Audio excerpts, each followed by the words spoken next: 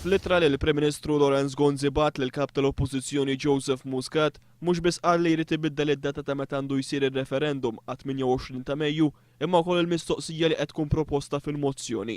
Dan minkejja il-mozzjoni ta' Joseph Muscat gawdi l-appoġġ tal-maġġoranza parlamentari.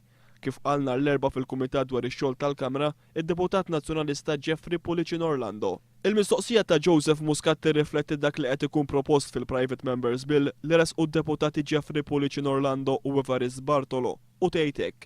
Taqbel mal-introduzzjoni tal-għażla tad-divorzju f'każ ta' koppja miż-żewġa li tkun ilha separata jew tkun ilha ma tgħix flimkien mill-anqas 4 snin u meta ma jkun hemm l-ebda tama raġunevoli ta' rikonċiljazzjoni bejn il-miżżewġin fil-waqt li jkun garantit manteniment adekwat u jkunu mħarsin it-tfal.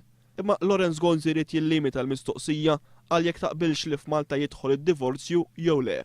Il-mistoqsija li qed jipproponi Joseph Muscat hija simili għal dik li kienet saret fir-referendum dwar id-divorzju fl-Irlanda, li ma mistoqsija wkoll kienet ħares l-interess ta' tfal, ħtiġa li koppja tkun ilha ma tgħix flimkien għal 4 snin u ma jkunx hemm tama ta' rikonċiljazzjoni. Sa dan it-tant il-Prim Ministru f'littra qal li qed jaqbel li d-dibattitu fil-Parlament jibda l-ġimgħa d-dieħla.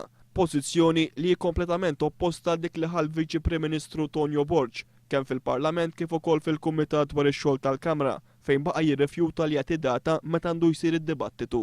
Is-suġġett tad-divorzju kien trattat fl-editorjal ta' The Sunday Times. L-editur saħaq fuq ħtieġa li l-poplu jingħata l-opportunità jesprimi ruħu fuq is-suġġett preferibilment mingħajr intħil mill-partiti politiċi, partikolarment il-Partit Nazzjonalista li s'issa ħawwat l-affarijiet bi skop ta' gwadan politiku.